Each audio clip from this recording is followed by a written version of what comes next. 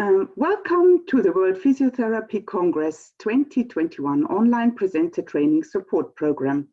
This is today our first of a series of webinars, and we see people coming in, and we'll give it a few minutes for people to log on, and in the meantime I'll give you some background information. So this session is designed to specifically support abstract presenters, so those presenting platform presentations and poster presentations. My name is Birgit and I work with the Congress Program Committee to put together the content for our online Congress. And this is also, as part of this role, I look after the support for you as speakers. So I'm joined today by Helen von Duddleson from Present Potential, who is a professional speaker trainer, and we have worked with Helen before when preparing speakers for our Congress in Geneva in 2019. But now, as we have moved to an online Congress, we recognize that there's different requirements for you as speakers. And so we decided to run a set of webinars to help you with the preparation. So this is just to give you a bit of an overview for those who are not so familiar with Zoom meetings. Most of you might, but just to give you a bit of an overview. So there's an option for you to ask questions at any time, and you will see this Q&A box at the bottom of your screen when you hover over it. There's a chat function, so you can use this one to introduce yourself, to say where you're from, so that other participants in this webinar get an idea on who's around us. Everyone's on mute and cameras are off. We have quite a lot of people that we're expecting for this webinar. We are planning to run this session for about 60 minutes, but we will be available for longer in case there are more questions that we can address within these 60 minutes, so don't worry about this. We are recording this session because we're planning to upload it afterwards, so those people who can't join in live will be able to access it later on. In case you have any questions, any problems, any troubles with the system, you can send an email to info@world.physio, and my colleague Rach will help you in case you've got any problems. So just to give you a quick overview on what we're covering today. So we will talk about the online formats, how platform and poster presentations will look like for this online Congress, then give you a sneak preview of the online platform that we will be using. Then we'll have a time for a few questions, and then I'll hand over to Helen, who will talk about preparing and delivering the best presentation. And then we will have another set of questions that we can address. And then at the end, we will give you an overview on what needs to happen by when. So before we go into the presentation, we would like to run a quick poll to get an idea of you taking part in this session, how confident you feel about presenting at Congress. And my colleague Rach will share the poll, so please participate, and then we can get an idea on where you are at the moment.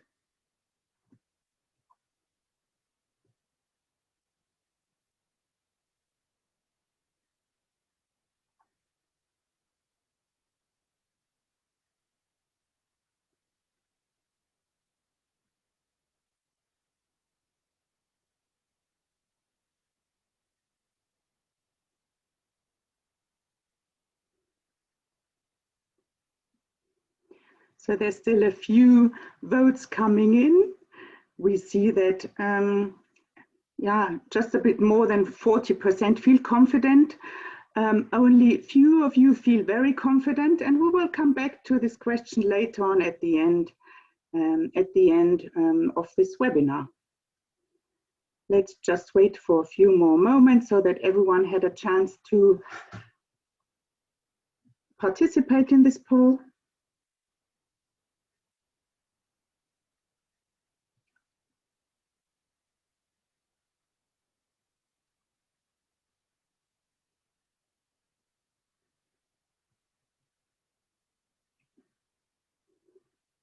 And I think this gives us a good overview on where we are at the moment. I think we can close the poll now.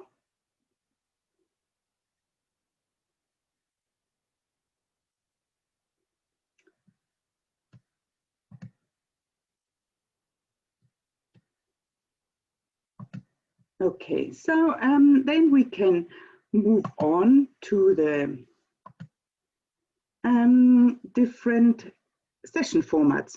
So platform presentations and posters are, as we all know them, but in an online setting, they are slightly different. So we are having platform presentations, still the same, so they will take up to 8 minutes. We will ask you as speakers of platform presentations to record these as an MP4 file. They will be in a section that is called on demand, so they will not be presented live, but as a pre-recorded presentation. Some of the presentations, some of the abstracts have been given the state-of-the-art status by the Congress program. So these presenters will be given up to 12 minutes for their presentation. Then we have the e-poster presentations, and I will give you a few examples of how these posters will look like on the online platform. And what might be new for you as a poster presenter, you will be able to upload an audio file of up to 5 minutes to accompany your poster. So this will give you an additional opportunity to explain some of the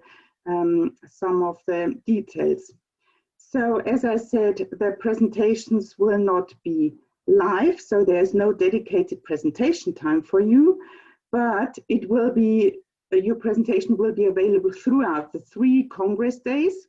So anyone can watch your presentation at any time during Congress. And then they will also remain available on the Congress platform for another 3 months. So this means people will be able to access, watch your presentation, listen to your poster commentary, and watch your poster presentation.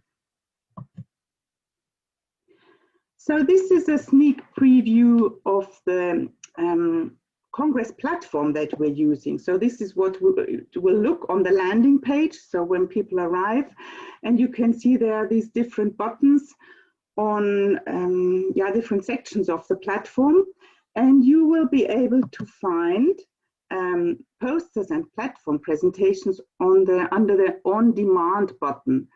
So when you click on this on demand button, then there is the different sections of what is available on demand. And this is, as I said earlier, the poster presentations, the platform presentations. You will also find the award-winning presentations, the state-of-the-art, and the recorded sessions. So this means the live sessions from Congress from the day before or the morning before that are then also available in the on-demand section.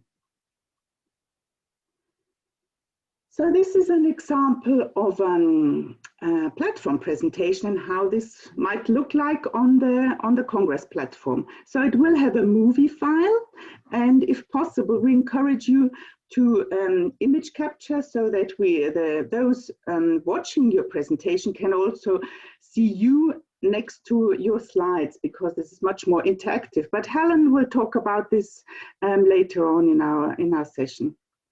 So then there is a comment section on the side, and you can see this light green box on the right-hand side, where those watching the presentation can post comments or questions. And so this is why we're asking you to check back on your presentation regularly during the Congress days, because there might be questions coming up. So that you can address them and get back to those inquiring about details on your presentation. Then this is an example of a poster and how this will look on the online platform. Again, this has the comment section on the side, so the same applies to poster presenters. check back to your poster page so that you can answer any queries and get back to comments, queries that you've received. As I said earlier, there's an option to record an audio file to your poster up to 5 minutes. And then I think what is really with this online format, which is great because you can then add further information to your poster by adding a QR code. And this means you can, let's say, provide a language translation or something additional, more supportive information to your poster that can sit on a website you can link to. So this is another poster option, which is called the Better Poster. Some of you might have seen this before. It's a different structure, so it's less information on there. It is really about one main message in the middle, perhaps one key graph, and really the body of the information sits on a different website and again is accessible through a QR code. So this is a poster format that has been developed only recently and is used more and more and is more easier to read and easier to access. So this is an alternative option, and when you look at the poster presenting guidelines that we will share over the coming days, then you will have templates for both, for the traditional poster and for this Better Poster option. So now this is the kind of first set of the presentation, and we can take questions from you if there are any, and then move on to the next set of the presentation of this webinar when Helen talks about the best presentation.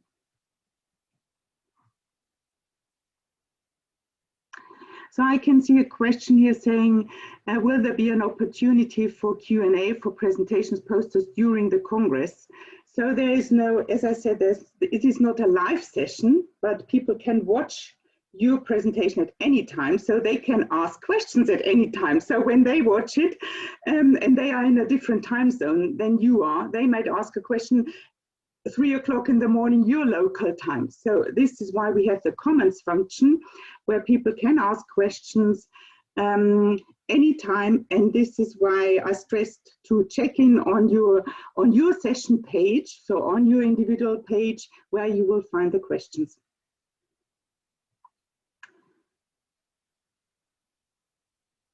Then I know that my colleagues, we have got questions being answered directly to people.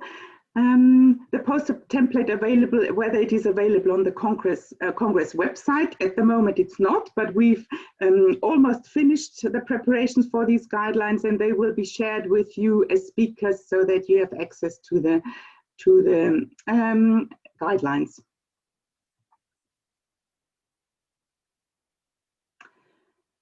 So there's a question, is there a limit for audio recording regarding state-of-the-art e-poster presentations? So we have for both formats, state-of-the-art and poster presentations, 5 minutes recording time. So you have up to 5 minutes. If it's only 2 minutes, that's fine, but you can have up to 5 minutes for audio recording. So I think that at the moment there are no open questions as far as I can see. We can always come back at the end of our presentation to answer remaining questions, but I would like to hand over now to Helen for her presentation. Thank you. Hi everyone, thanks for joining us today. It's great to see so many people. My name is Helen von Dadelson. It's a bit of a mouthful. I'm the founder of Present Potential, and my mission is to provide presentation and speaker training and coaching to build on existing skills and help you unlock your potential. I also worked for many years in international health conferences, so I really understand the international health conference world and how it's organized. So now Birgit has showed you what is expected of you, depending on what kind of presenter you are. How do we get there? Let's share my screen.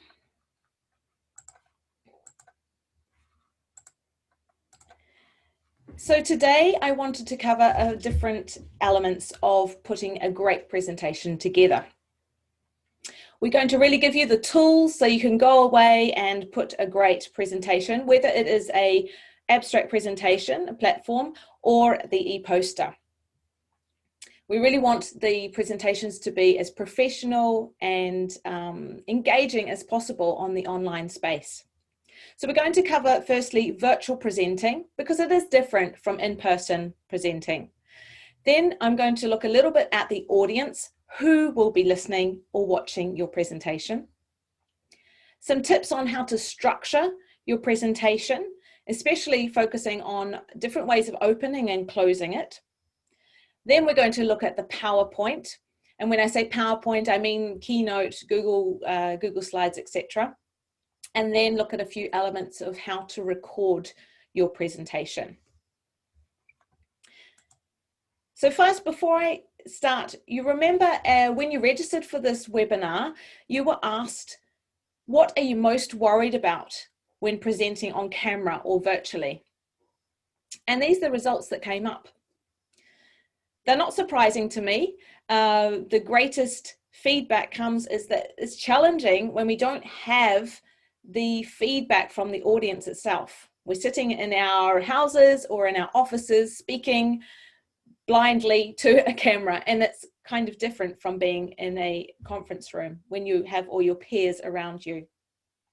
The other concerns that came up were keeping the presentation interesting. That's definitely a huge challenge, and I hopefully will give you some tips on that today. And then the technological challenges. So not only do you need to be the expert in what you're talking about, but you also need to worry about recording it. Am I sharing correctly? Am I putting my PowerPoint together correctly? Does my microphone work, etc. So it's quite obvious challenges to me. And so hopefully today I will be able to address some of those for you. So as we saw, the biggest challenge that that many people face is to be engaging when you're virtually speaking. It is really different from speaking in person. In the conference center, you have dedicated time for the event.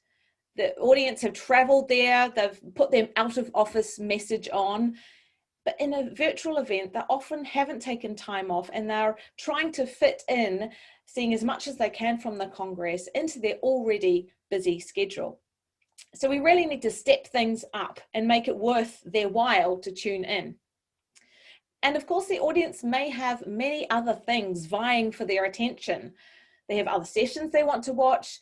They might get their email notifications. They might have to open the door for the cat or have the postman ring at the door, etc. Children, kettles boiling, etc. So really a lot of other distractions.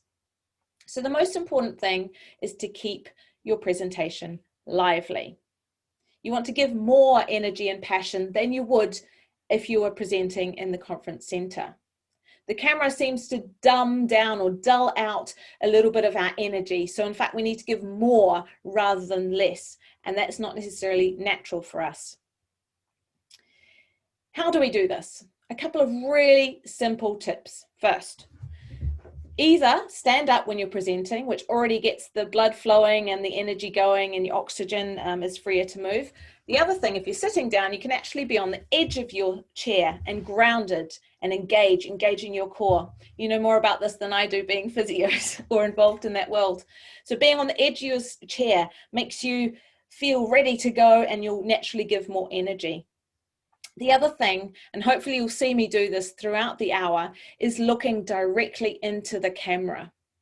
Now again, this is very tricky to do if you're not used to doing it. I do need to look at my notes sometimes, and I'm keeping an eye on the chat, but whenever possible, I want to look straight into the camera so that the audience feels that connection with me. It's the virtual eye contact. The other thing is to have energy and interest in your voice. So not speak like this, and my research is really important and you should take note. So you need to bring more. And yes, you can feel a little bit like an actor sometimes, but in the end, people are seeing us as though we are a TV presenter. So we do need to give a bit of that. The other thing I wanted to say about virtual presenting, and I'll talk about it a little bit later as well, is that we shouldn't hide behind our PowerPoint. We'll talk about how the screen is set up, and you've seen Birgit's already shown. If you are a platform presenter, we're hoping that you will record your face as well speaking on camera. And that's great because people want that human connection, and just listening, it doesn't give them the same element. And remember that PowerPoint, and I'll get onto this again later, is not your script. You can prepare your script aside and then prepare a PowerPoint which is engaging and interesting to look at and actually illustrates what you're saying rather than detracts from it. And for the e-posters, you also have the opportunity to highlight and add to what's in your poster. We're not expecting you to read through the poster. Okay, so again, we need energy in our voice when we do that, even if we're not on camera. There are a couple of other things we can do when we're virtually speaking to engage the audience better. You can challenge the audience, give them something to think about, give them a question, a rhetorical question, to get them thinking critically about what you're saying. And of course, Birgit's already mentioned the comment function. So hopefully through your presentation, you're going to start that conversation and you'll be able to go back and see the comments and answer questions, etc. in that way. So before we open the PowerPoint, we need to know who we are speaking to, who is receiving our message. And this helps us keep really focused on this particular Congress and this particular audience. So who's in the audience? Who's likely to click on your e-poster or presentation? Well, it's difficult to predict, but we know that even at this early stage, we already have 1,600 registrations. And I'm expecting that number to at least double before we have the Congress. In any case, even though you don't know exactly who's going to attend or watch your presentation, it will be a diverse audience. This Congress attracts people from all countries. So it could be a student physio, or we could go all the way to the end of the work life where it's a retired physio who's tuning in to see you. They could have different specialities, levels of experience. And you want to think about that before you put your presentation together. You are experts in what you're talking about, but the people listening might not be. Think about what they already probably know about the topic. And this may mean that you need to explain a little bit more context or technical information. And of course, beware of the jargon and acronyms that are part of your everyday language, but may not be for them. People from all around the world will tune in on all time zones. And many people will not be English mother tongue speakers. And probably some of you are also not English mother tongue speakers. So this is another thing we need to think about when we're speaking virtually, is slowing down our language, our pace, and giving people a chance to tune into the accent. And you're probably trying to understand what my accent is. I'd be interested to see in the chat if anyone knows where I'm from without looking me up. Write it down in the chat if you can pick my accent. Speak as clearly as you can. You don't want to spend all this time and effort and energy putting your presentation together, but then people can't follow it because you're speaking too quickly. The other thing about everyone joining from all over the world is there are some people starting their day, like we are today in Europe, and other people's finishing their day. I think I saw someone joining us from India and Brazil, and they're much further through our day. Some people will be watching on a screen, and other people might even be watching on their small smartphone. So these are things we need to think about when we're preparing for our presentation. I'm going to see if anyone knows where I'm from. Ah, we've got a winner. Miriam, you are correct. I am from New Zealand. Australia, South African or English? No, I'm from New Zealand, but I've lived in Europe for almost 20 years now. So it's a funny accent now, I must say, but I'm embracing it, as you should. Great, so now we know who we're speaking to. Once we know our audience, we can think, again, before we open the PowerPoint, we can get them to think what we want them to think, feel, or do after watching or listening to our presentation. Now that might seem silly. You're saying, well, I want them to understand my research or my case study, but you have lots of information to share. And you want to think specifically about what you want them to take away from it. Yes, it might be a transfer of knowledge, but it's probably something more than that. What do you want them to do? Is it for them to contact you, to offer collaboration or ask a question? Maybe you want people to replicate what you've done, maybe in a different setting. You could have a future employer in the audience on the lookout for their next star. There might be a potential funder out there who's on the search for the next hot thing. Maybe your methodology is really unique and you want to inspire the audience to try it out and test the results in a different circumstance.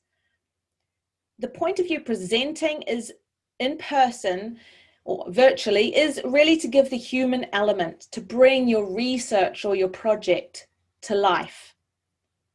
So this is called a call to action or a key message. Being clear on this will help you choose what information to include in your audio or your video presentation. What do you want to highlight? And you all have limited time, from 5 minutes up to 5 minutes for the audio, the e-posters, or an 8 or 12-minute video. And that goes really quickly. So you do need to be focused on what your key message is. So I'd like you to do a little bit of work right now. Some quick fire questions to help you start thinking about your key message. Some of them are, why should the audience listen to me instead of someone else? It's a big conference, lots of content. Why would they listen to what I'm saying? Why would they listen to what I've got to give? The second question is, what do I want them to remember about my research or my project? What one thing? And ideally, you can get this key message down to a really short sentence, like a bumper sticker on the back of a car or on a billboard. Just a few words so we can really retain that and take it away. Write it down now. This is really going to help you on the rest of putting your presentation together. Why should they listen to you instead of other people? What do you want them to take away from your presentation? And obviously you can rework this, you can discuss this with colleagues later, try different things out. But right now, just jot down a couple of ideas of what your key message is, what your call to action is. What do you want your audience to think, feel, or do after listening to you?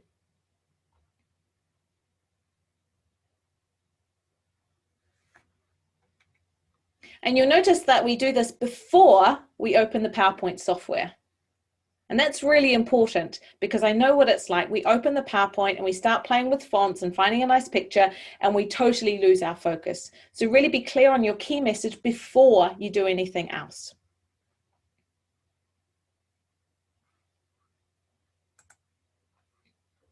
So now we know who we're talking to, a really diverse audience from all around the world, all levels of experience, all levels of all types of speciality in the physio world.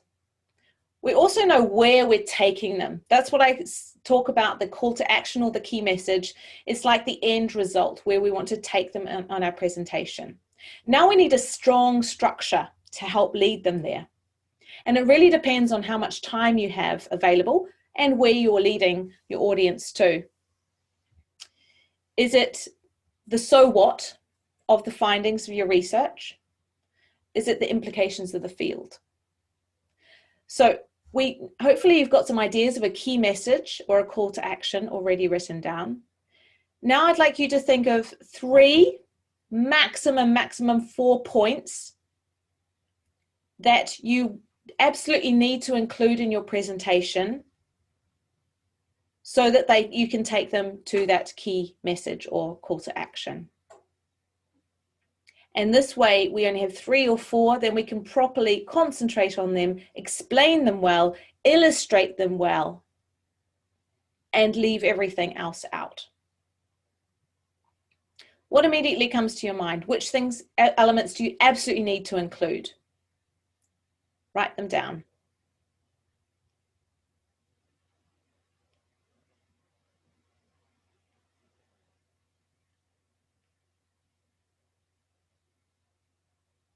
Now you'll probably think, well, my methodology and the intro, that's all important. Of course it is. But remember that what you say, what you're presenting, either audio or on camera, actually illustrates your abstract. So when I'm watching your presentation, I want to be grabbed. I want to know more. And then I will go and read your abstract. Same for the e-poster. You've got lots of information there. What should I focus on? You've only got 5 minutes. So what should I focus on there? That's why we need to just choose only 3 or 4 points to focus on. Everything else you can leave out. It doesn't mean it's not important. It just means that that's not leading the audience to the key message that you want them to. And it's worth reading through your presentation at an early stage to make sure it's not too long. Because 5 minutes, even 8 or 12 minutes goes much quicker than you think. And it's easier to add in details than to take them away afterwards. So now we know who we're speaking to, we know where we're taking them, and we know what elements we want to include along the way. How will you close and open with impact? You probably know of the importance of primacy and recency effect. Want to grab them at the beginning, make sure that they stay for the full 5 minutes, the full 12 minutes. And when they leave, when you finish your presentation, you really want your message to be reverberating in their ears. So how can you do that? So I've got some suggestions for you for opening. You want to start strong, not, hello, my name is Helen, today I will. You don't need to do that. They have that information already. Grab them right from the beginning. Use a story, a relevant story about a patient or a situation, even a metaphor that helps describe the point of your research. Use a question, whether it's rhetorical, or it could be the question that you asked yourself when you started this work. You could use a relevant quote, or you could have a problem that you want to solve. And you want to really focus your audience attention and establish your credibility right from the start. The opening is important to give them a preview. Why should they stick around and listen to the entire presentation while there's so many other presentations they could be listening to? It's infinitely easier to keep an audience with you if you engage them from the start. Make your topic sound interesting. Make them want to stick around and listen to it and pay attention.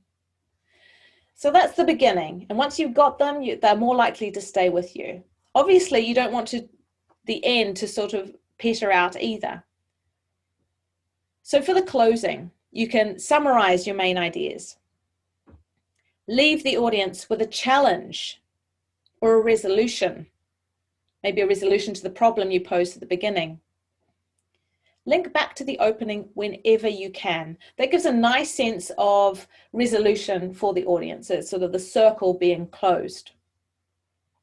Remind the audience why it was worth them listening to you. And you don't need a thank you slide. Don't worry about that. You can have your acknowledgement, but you don't even need to say anything. You can have that up at the end. And hopefully they'll be thanking you for your wisdom and insights and for that you've shared with them. The other thing is to know your timing and keep within it.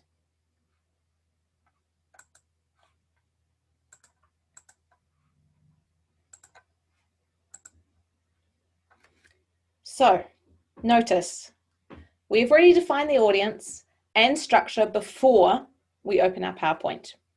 Okay.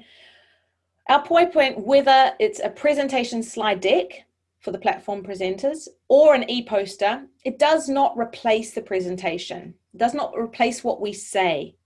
It's only a tool. It's only one part and needs to support the message and delivery, not take over or distract. And that's why it's called a visual aid. It aids, it helps. It is not the presentation in itself. So you can think of your slide deck or e-poster as a way to illustrate and support what you're saying, rather than repeat or replace it. So how do we do that? I'm sure you've all put many hundreds of PowerPoints together in your career so far. So how do I suggest you do it, especially on this online space, because it does change it. As we saw, the PowerPoint takes up a lot of the screen for the audience. And it needs to be engaging, otherwise people will start looking on their phones or, you know, getting distracted with whatever else is happening around them. So what do we see? We see the PowerPoint, slide deck or e-poster, and then for the, if you're an abstract presenter on the platform presentations, you have a small opportunity to put a small video on the side, or you just have the voice if it's an e-poster. So it's similar to what we're doing here today. You need to spend time on preparing both elements for optimal impact. As the PowerPoint does take up so much of the screen, it's really important to think carefully about what to include there. You want it to illustrate and complement what you say, as I've already told you. Now, the most important thing here for me is remember that people cannot read and listen at the same time. So you'll see I'm trying to set an example here by showing you the sort of PowerPoint slides you can use. So you're forced to listen to me. If I give the PowerPoint slides to you in a PDF, you won't get the elements that you would as I'm speaking to you. So they hopefully help illustrate what I'm saying, but you still need to listen to me to get the message. So this is all great in theory, but how does it work in practice? Well, I'm going to give you an example of how to create a PowerPoint presentation. And some of the elements that I talk about will be quite PowerPoint specific, but many will also be translatable to the e-poster and be useful for that. And anyway, hopefully they'll be useful for your future presentations as well. This is a very typical slide. Actually, it comes from the 2019 Congress. It's an abstract slide. Tell me in the chat, what do you think about it? Not the content, but what it looks like. Tell me what your first impressions are if I'm putting up this as an abstract presenter. Good and bad. I want to hear it all. Too busy, too much text, a lot to read. Good, you've already understood some of my points here. Boring, too wordy, not engaging, lots of information, too lengthy, too much information, too long, a lot of words. Okay, so you get the point here, okay? I think you will agree this is quite typical of what we see.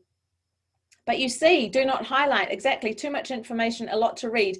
You cannot possibly read what that is written on that slide and listen to me at the same time. It's just impossible. No picture, exactly. At least there aren't too many colors. That's a good thing, I think we could say. And it's quite clearly laid out. Good contrast and fonts, exactly. Thanks, Dara. Okay, so, but we know that this is typical and most people do it like this. How can we do it differently? Well, first, I think the most important thing is to make sure that the information we pull out is really key.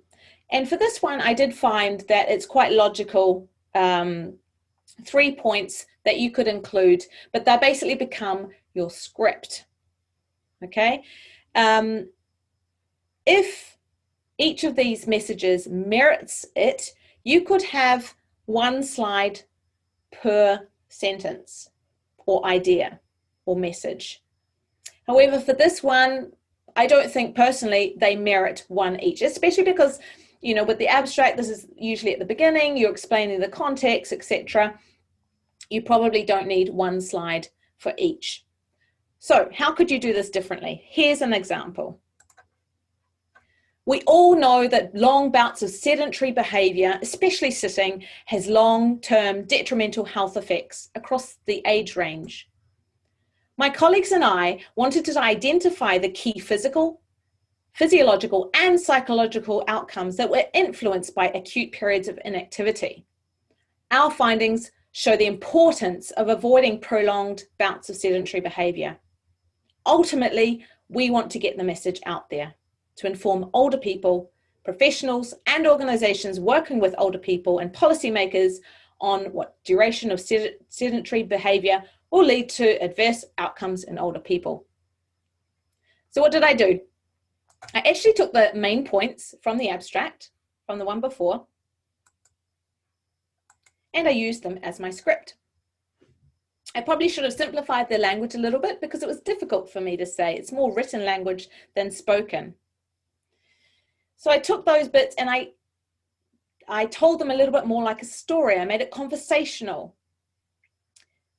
And I used a simple image, relevant image that I got for free. Actually, I used the PowerPoint function. You can insert a stock image of an elderly couple biking along and a simple headline, keep moving. This is the call to action. This is the whole point of my research and what we've found. This slide illustrates what I'm saying, but it doesn't distract from it. And you still want and actually need to listen to me to understand the point of the work. As an audience member, you are probably more interested and you have the necessary background. I've brought it to life. I've brought the what does it mean for the future? And we could also use this in the closing. So as I said, you know, with the circular resolution, it can be really helpful for the audience. You say something like, with the same image, maybe, what does this mean for the future? We need to spread the word of the dangers of a sedentary lifestyle. Thanks to our research, we see that sitting for more than 2 hours may have potentially harmful effects on blood pressure, fatigue, and vigor components of mood in older adults, and the benefits of breaking up long period of sitting. We now call for interventions to support this in older adults to improve both cardiovascular and metabolic health. Isn't that much more interesting than reading my bullet points? I think so. Now, the challenge here is that with your research, most of you have some data to present, and we can't just have pretty pictures all the time. We need to present the data. How do we do this? Here's another one. This is a data slide from the same research, actually, as you can probably tell from the colors, and a typical, very typical slide that we would see at conferences. Again, in the chat, what do you think about this slide? What works well? What doesn't work well? Let's see what your initial reactions are.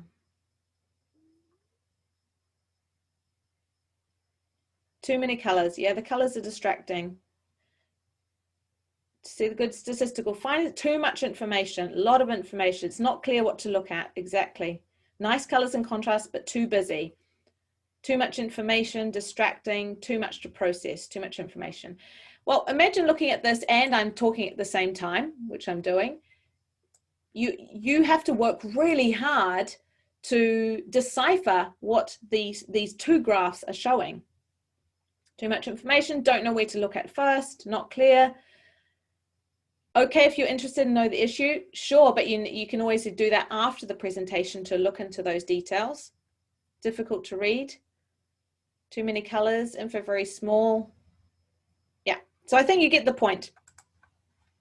This is probably copy and paste from the research, which is fine. And we know that all the data is really important and must be reported on. However, your presentation is accompanying the abstract where all the data is presented, whether it's video or audio. And during your precious limited time to give voice to the research, you only need to include the data points that lead the audience to your conclusion or the key message. So what did I ask before? Why should they listen to you? What do you want them to remember? You can focus on those data points rather than trying to present every single thing. It doesn't mean they don't exist or aren't important. People can go to the abstract and dig into more details in their own time rather than, and this is exactly the point of the data, so you would look and, oh, that's interesting as well. Maybe you make other conclusions that the presenter doesn't. But when they're speaking, when you're speaking to your data, this can be quite distracting. So how can we present this in a more accessible manner? Well, here's one way. And maybe I've simplified a little bit too much. First of all, unclutter the slides. Too much data at once does not help the audience. And in fact, those two graphs, I think, didn't need to be on the one slide. The only reason you'd put two graphs on one slide is if the audience needs to interact between them to compare and contrast. And that wasn't the point for these two. They're really separate data points. So we can take one at a time. And as we said before, otherwise we're busy interpreting, trying to understand, compare, etc. And we forget to listen to the speaker. So I took here the mean arterial pressure. It's just one of the key results, and it's shown simply so that the audience can remember it easily and you can talk to it. You can give more details in what you say and remember that the audience can dig down into more details from the poster or the abstract. Here I've kept it really simple. No, two colors, no design whatsoever. And of course I could add some animation. Really simple animation can be very effective. I could bring in the base number 94, talk to that, how you measured that, etc. How many people you're working with. And then you could bring in the 102 so that we don't automatically start thinking about those two numbers together. We focus and follow the speaker as they bring in those numbers. A really simple animation like that can be very effective in presenting data. You could also make it look much more nicer with a good relevant picture, or putting the numbers in a box or a circle or something like that. But this I did really simple just to illustrate the point. And I hope you agree that this is much easier to interpret and also speak to than the previous version, the busy graph. Doesn't mean the graph doesn't exist anywhere, it does. But for my presentation, I want you to focus on these elements. Then you can do this for all of the key data that you want to report on and give a dedicated slide to it. So you're focusing the audience's attention. My biggest takeaway for the PowerPoint is people can't read and listen at the same time. So what do you need to do? Limit the amount of information you put on any slide. It's better to have 50 slides showing different data points than trying to cram it because you think, oh, I've only got 8 minutes, therefore I can only have 8 slides. That's not true at all. If you use the slides well, it doesn't matter how many you have. If someone cannot understand that slide within 3 to 4 seconds, it's too much information there. So look at pulling out keywords and phrases. We cannot read and speak and listen at the same time. If you need the audience to read something, like a quote or something, a testimonial or something like that, then you need to be quiet for a few seconds to let them read, or you read it along with them. The layout of the slide needs to be light and have some empty space to help focus the attention. The text, the tables, the graphs should look integrated using the same colors throughout. avoid changing to different fonts, or for example, shadow, bold, italics. Yes, these functions all are available, but they're not necessarily helpful. So just use them with care. You can use a bolded word or two. That can be very effective, but don't go overboard. Same with colors. Select colors of high contrast, so it's easy, so the audience doesn't have to work too hard to read what's on the slide. And limit the colors to only 2 or 4, and that includes for your graphs. If you're including a graph or a chart, use the same colors. Yes, that means you probably need to redo it from the one that comes automatically out of the statistical program.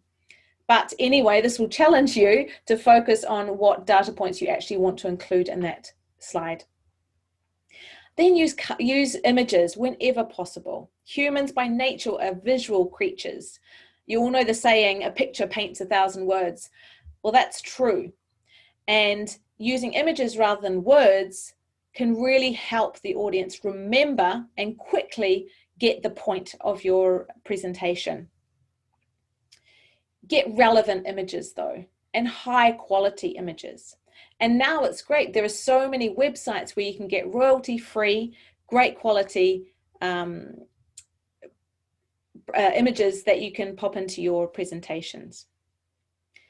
And keep it simple, okay? Don't have too many animations coming in and out and things flashing and things like that. That's just distracting. Keep it simple. And the final thing for the slides is practice speaking to them. The worst is when you come to a slide and think, oh, I forgot to say that, or I should have put that first, or what am I supposed to say here? Practice speaking to them. The great thing is that you're recording your presentations. So you can record and record and record, and this is practice until you're happy with the results, and you have plenty of time now to do that.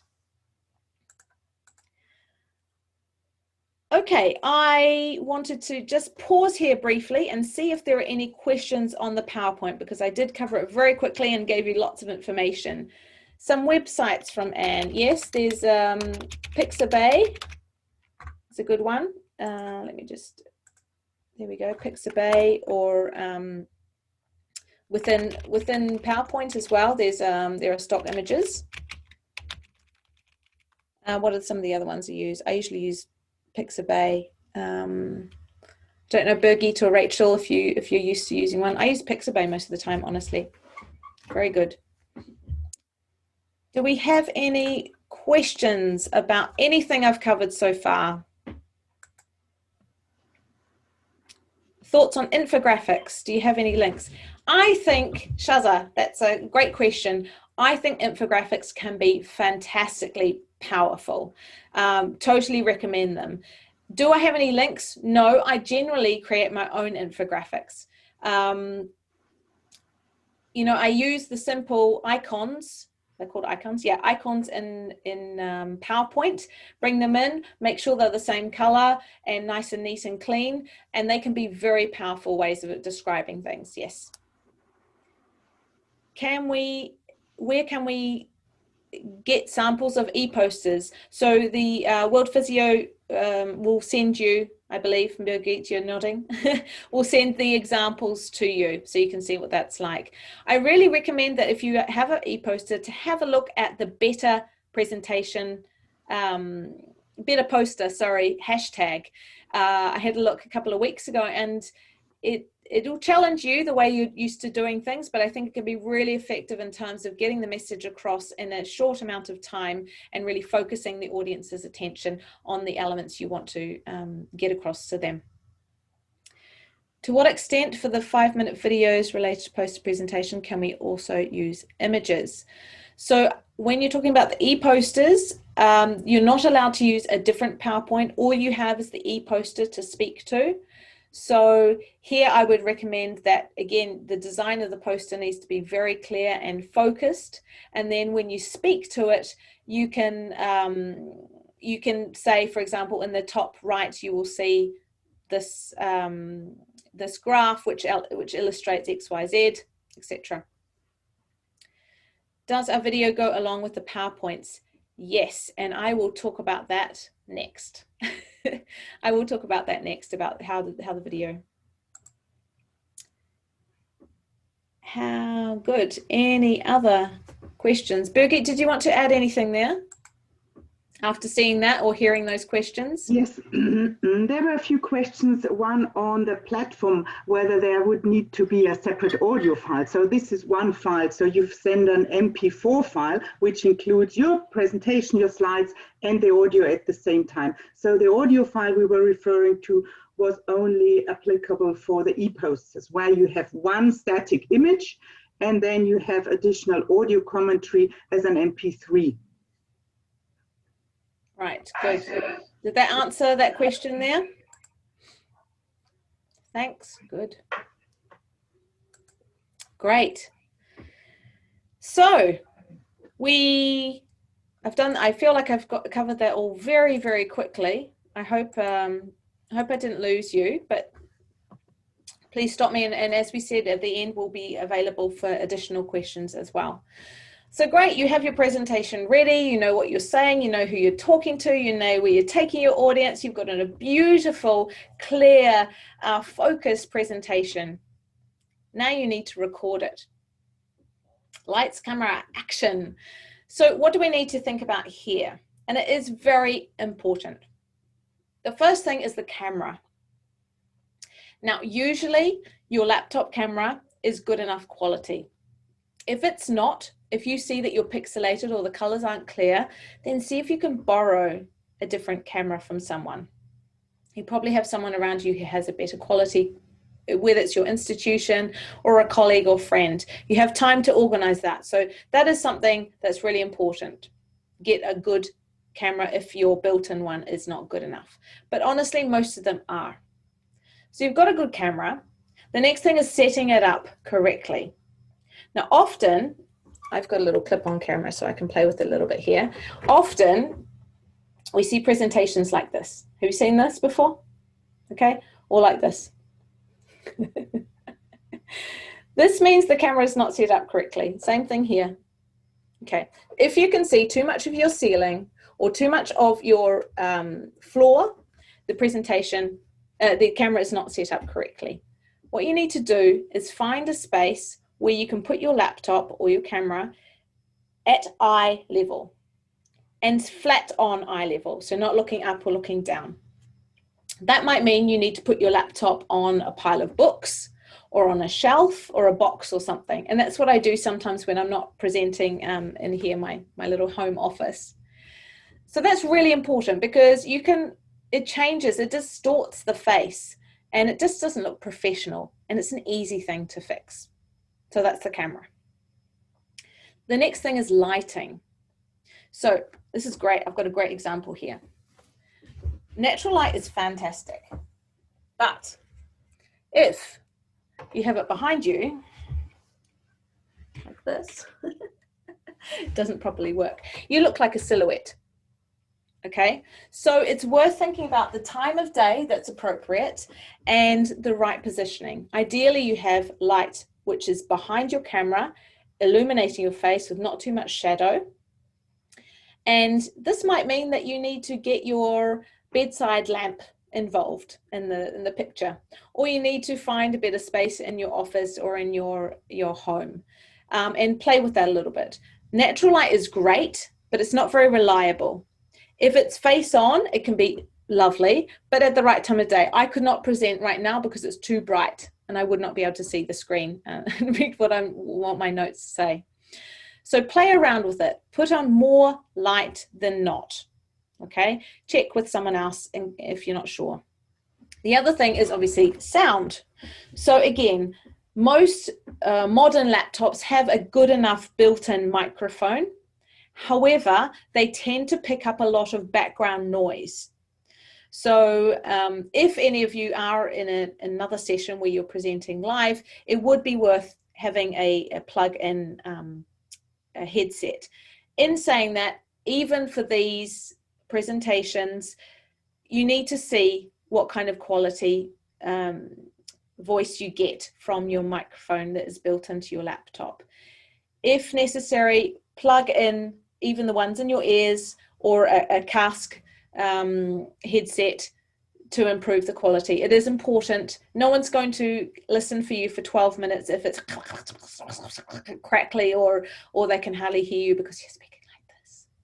It's a pity. So, you know, have a play around, see what works for you. You don't need to buy necessarily a good microphone, but again, in your entourage, maybe you have people who have a good, you know, plug-in microphone like this one that I've got. I invested in this because I do this a lot and it's useful for me, and it's a great change the quality, so it's worth it for me. You don't have to, but again, don't leave this to the last minute. These are things you can work out right now and start asking around for help if you need it. In terms of background, what should you do? Most of us are in a very particular situation right now where we're pretty much stuck at home. So again, this is something that you can plan for. Try to find a space with a more neutral, clean, professional background. Okay. If you have too many things happening behind you, it can be really distracting for the audience. And again, that's just a pity.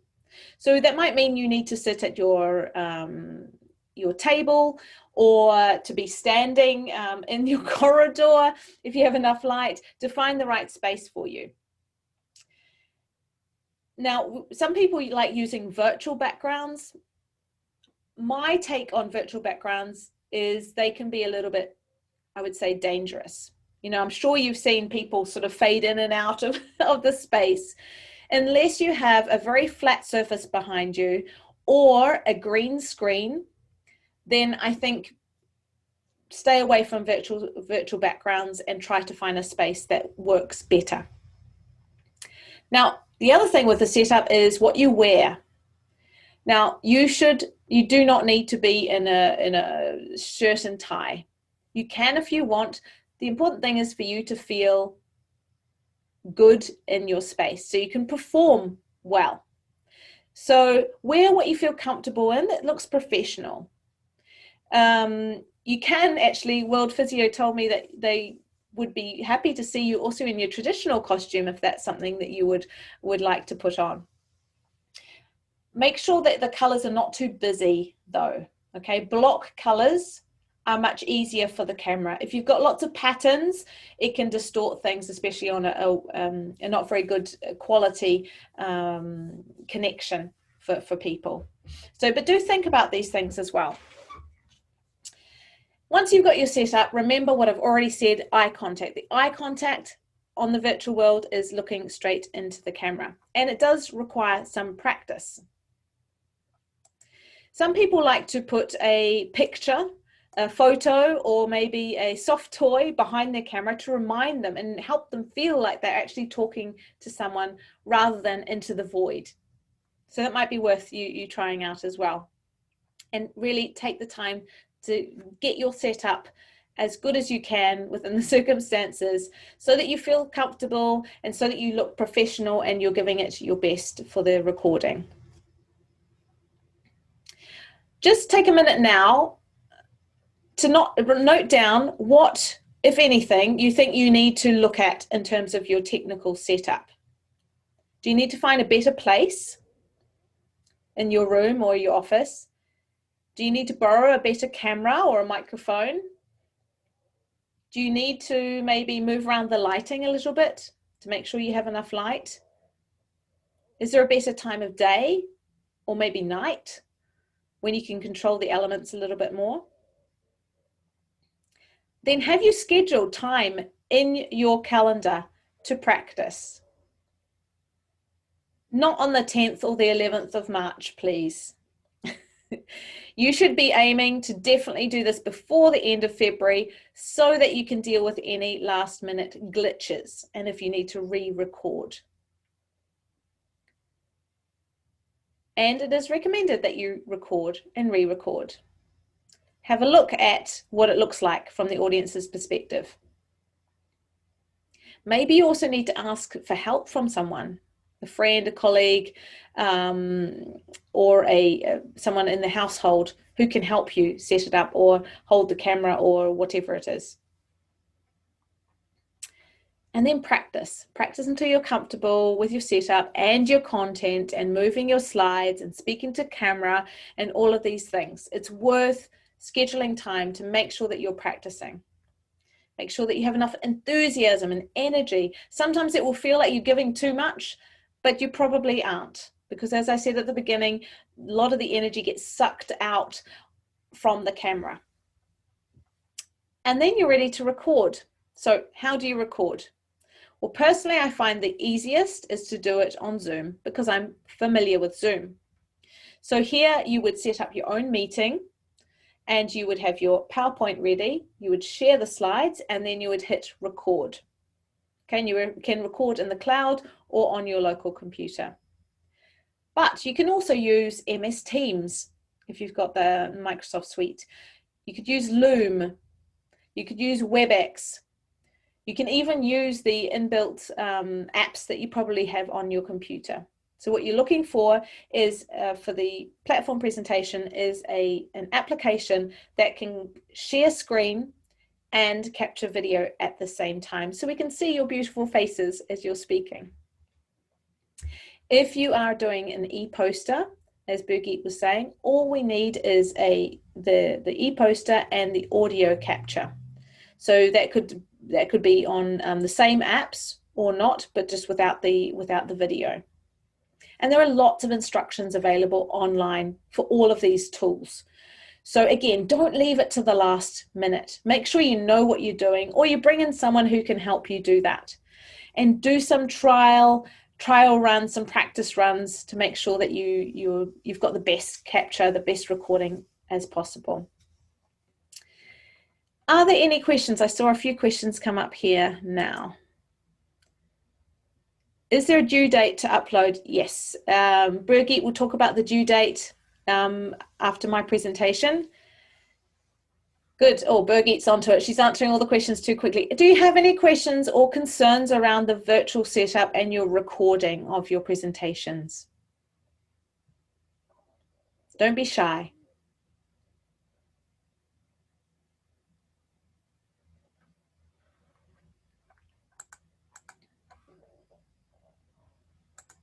I don't see any questions. We are going to stick around for a little bit longer to answer other questions at the end. Okay, I don't see any, so that's good. That's a good sign. So just before I hand back to Birgit, I want you to tell me in the chat, what one thing are you going to do differently, excuse me, or stop doing? What's your biggest takeaway from this? I know I've given you a lot of information. What's that one thing you're going to commit to doing differently this time, or to stop doing, or to try? What are you taking away from this? Tell us in the chat.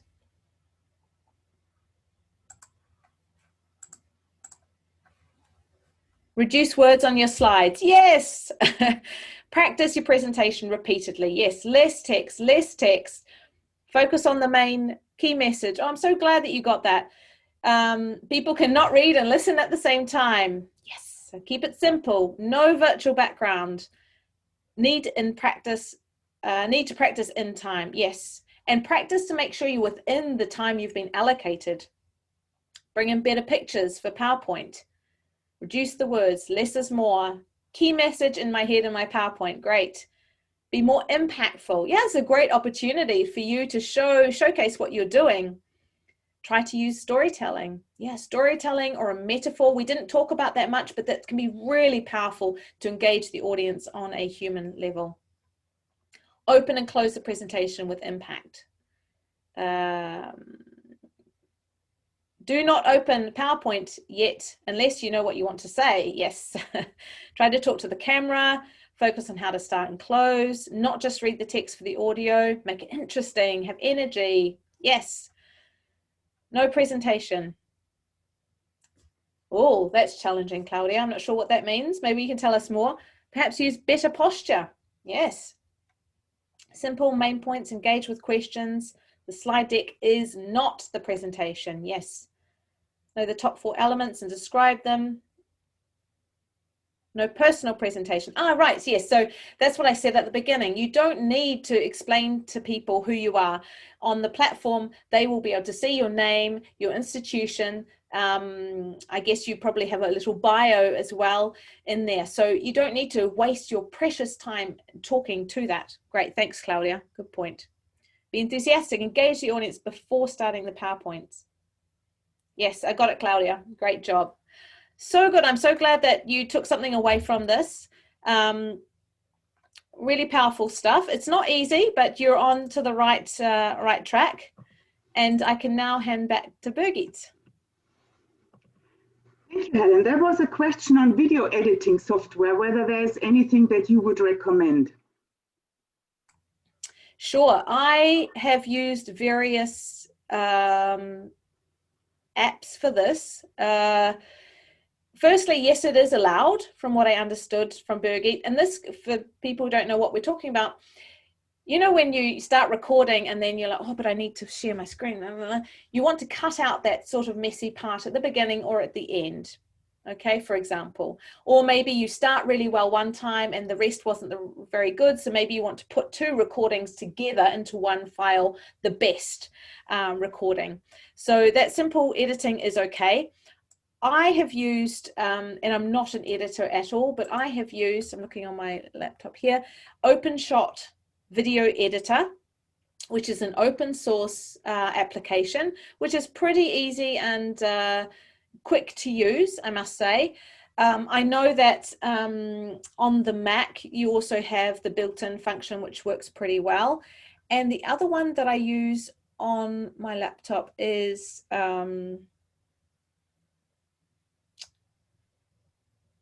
no, it's not media. Oh, I can't remember the other one. Let me have a think about that and I'll see if I can. But we can include this, Helen, we can include this in the written guidelines. So once we can have some links to recommended tools. So there, whilst the session was going on, and I'm aware that we are already over the full hour, but we said we would be available for a bit longer. I just wanted to cover a few questions that came up, and there were two about language and QR code. So the QR code is essentially a tool for you to link your visitors to the presentation or to the poster to an external website. So you would need to find either through your institution or employer a website where you can host additional content. So this will not be on the Congress page, but it will sit externally somewhere. And the QR code is only a tool to get viewers from the Congress website to this external website. And linked to this, there was also a question about language. So you will record your audio commentary or your presentation in English.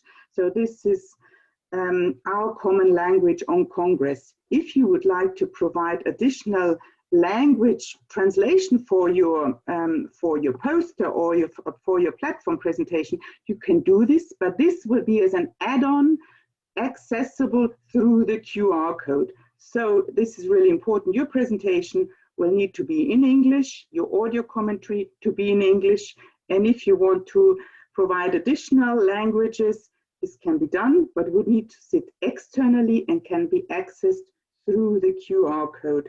So these were really two questions that came in about language. I would like to get back to the timeline, because this was also a question that came up. So, when do we need to upload our presentation? And this slide gives you an overview of the upcoming dates. And as you can see here on the in bold is the 11th of March. So this is the day by when you would need to upload your presentation, your poster and your audio commentary. So this is really a key date for us, and we hope you will help us to get this all together by the 11th of March, because we have a lot of presentations and posters to process, and please help us with this deadline.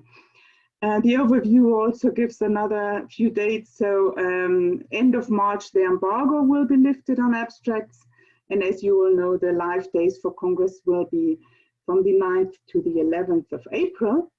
And then, as I said earlier in the presentation, all content, all pre-recorded on-demand content will be available until 8th of July, so for another 3 months. So before concluding here the presentation, I think, or we thought as a team, it would be a good idea to come back to the initial question that we asked. And my colleague Rach will launch the poll again. So after you've got a lot of information from Helen and myself, how do you feel now after this webinar?